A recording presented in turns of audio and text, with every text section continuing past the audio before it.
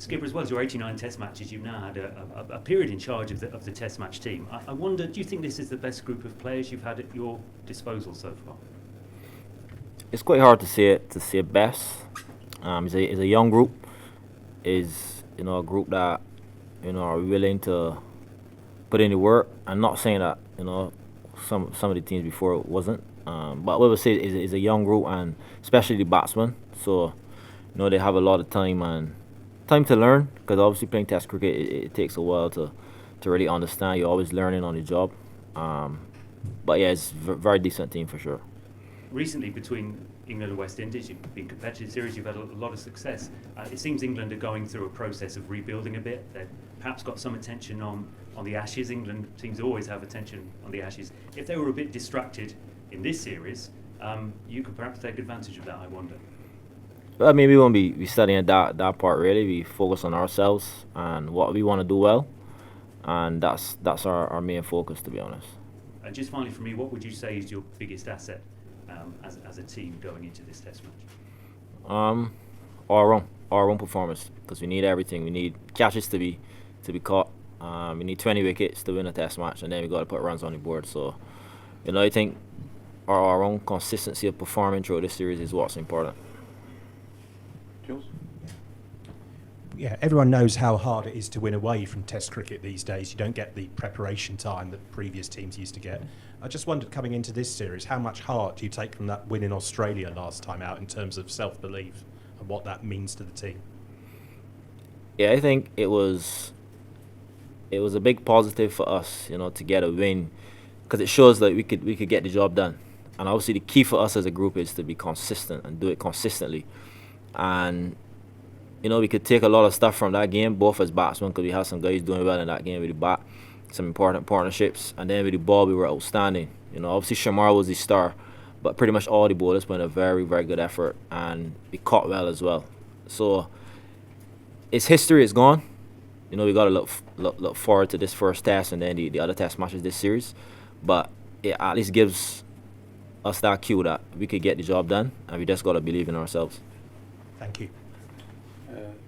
Spoons? Thanks. This is Jason's 10th anniversary of Test cricket. I know you're happy to have him back, but how much of an asset is having him in the dressing room, especially with Kemar being out for the series? Yeah, Jason obviously has a lot of experience, and it's always good to have him in the group. A lot of younger guys look up to him, and he always is there to offer advice. So it's great to have him, and I know he'll be looking forward to leading from the front with this young group as well. What has he been telling you? Captaincy at large. He had tasted it in 2017, and you obviously were second in command. What has he been telling you with the leadership and the slow and things of that nature?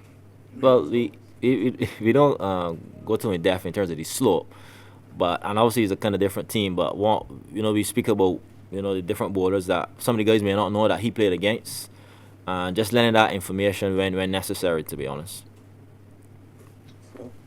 Craig, have you got an 11 for us? Have you finalised your team? Yeah, we have 11. Mikel Louis will make his debut in this Test match. 5 batsmen. 3 will be Kurt Mackenzie. 4 Alec Anthony. 5 Kavim Hodge. The all-rounder Jason Hood will be at 6. Joshua Da Silva, the keeper, at 7. And then we have 1 spinner, Gudakesh Moti, and then 3 fast bowlers, Jaden Seals, Alzari Joseph, and Shamar Joseph. Some of those younger batters maybe haven't played against England before. Can you just tell us a bit about them and what we can expect? I think they're young and exciting. Kurt Mackenzie got a few 50s in Australia, which was good, and also good. Kavim Hodge got a nice 80-odd as well, which was good in Australia, and at least that gives Ali Anthony some confidence to say that, to show him that he can do it as well. And the challenge for us obviously is to do it consistently.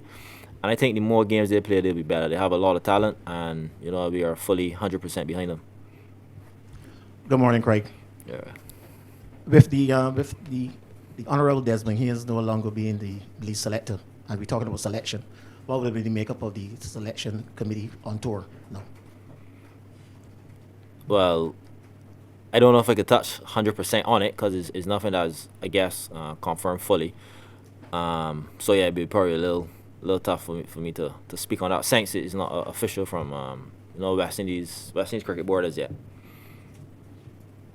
I meant for this selection, you just want the 11. Maybe this could be 11. Right. Well, yeah, I understand, but it's probably a little tough for me. Since it's not an official word from West Indies to me to speak on it, like, right. Yeah. Kraigg, in terms of your batting approach, obviously you yourself played a very important innings last time out to help win that series in the Caribbean. Clearly, with all the talk about Bazball, England go hard with their batting. Is your best approach to play the way you do, or is your team? I mean, we haven't seen much of your batting. Is it a variety of approaches you can take, or is it basically hang in there and build as long as it takes to put a score on the board? I mean, every batter has a different style, and one thing we urge is for guys to have their plans and bat like themselves. And obviously over years, my general style is taking my time, and that's me. And we urge all our batters, to bat their game and their plan, and that's what we'll do. We focus on ourselves. But in terms, obviously, what we expect from West Indies, not quite sure, we haven't seen, but in terms of what you expect as captain, what's the fundamental thing you need from your young players, in particular, the ones who haven't got a lot of experience at the top there? I mean, showing fight is very important, very crucial for us as a group. Obviously, batting a whole day is always a positive, and big partnerships, those little key points for us are very important. And once we can do that, it sets up a test match in a positive way, to look for test match wins. Give it over and then Mike. Kraigg, all the talk this week about Jimmy Anderson, naturally, it's been his last test. How does he compare for you as a fast bowler in terms of the challenges he presents with a new ball to others in this generation?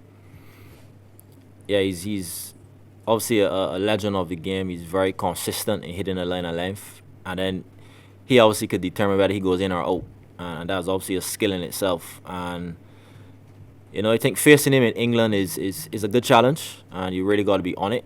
And once you could come out from facing a guy like him on the positive side and getting runs and stuff, it really gives you a lot of confidence. So obviously we have our plans, and as I told the guys, just believe in yourself, believe in your plan, and enjoy it as well, because it's always a great series playing here in England, and we truly look forward to it.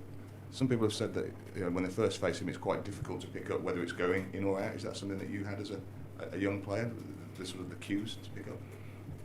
Yeah, I mean, we've got a couple of split seconds to obviously decide. So it's you really got to trust your eyes.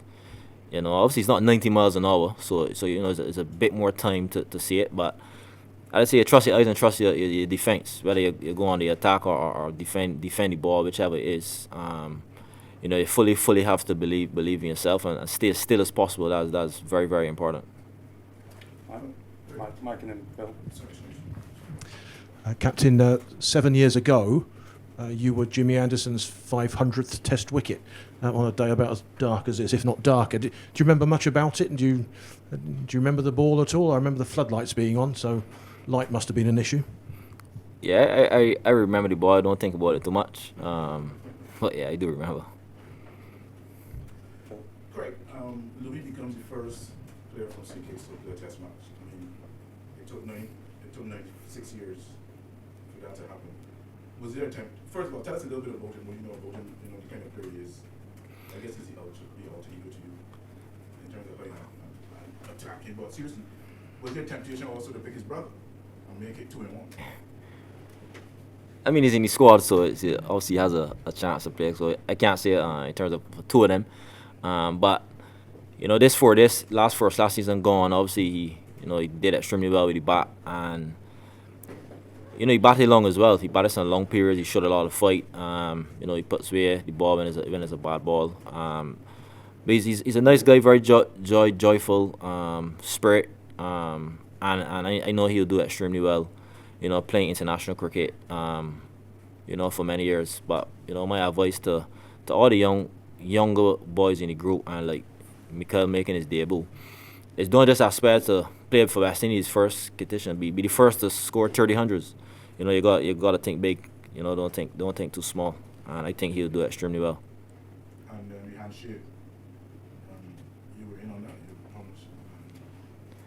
It looked kind of special. Yeah, well, I wasn't in on it. Obviously, he and his brother, because they always have a lot of different handshakes. That's one thing. So yeah, that was nice to see him, doing it with the king. See it for regular 100 tonight. Well, I'm not too sure. I mean, his brother Jeremiah is. I know who's more the handshake boss. I'm not too sure from the colours you see him. Brilliant. Okay, we'll take any questions on the Zoom. How, in terms of you as an opener, how much pressure do you feel or put on yourself to have to set the tone for the rest of the team? Obviously, you're essentially the most experienced batter. You've got the most test match centuries, and so many people always look to you to almost see off the new ball, etc. Or is it just business as usual for you? Yeah, just business as usual. To be honest, been opening for a long while, and it's pretty second nature. What I have to do is I don't say that the pressure. There's always nerves to playing a test match and playing any cricket match. But for me, I just aim to go there and be as still as possible, and I look to lead from the front. Yeah, and just further to that, in the tour game at Beckenham, you played. I mean, you came out for a bit of a knock in the first innings, but in the second innings, you let Zachary and Mikhail open. You didn't come back out to bat. Is that just a sign that you're comfortable with your preparation and where your game is at, and that you didn't feel the need to have to go back out there? Well, I'm ready to go, but I had a bit of back spasms that day, so that's why I didn't. That's the reason why I didn't bat in the second innings. But in saying that, I'm ready to go as well. Thank you very much, Cric. Okay. I think that's it. Thank you very much.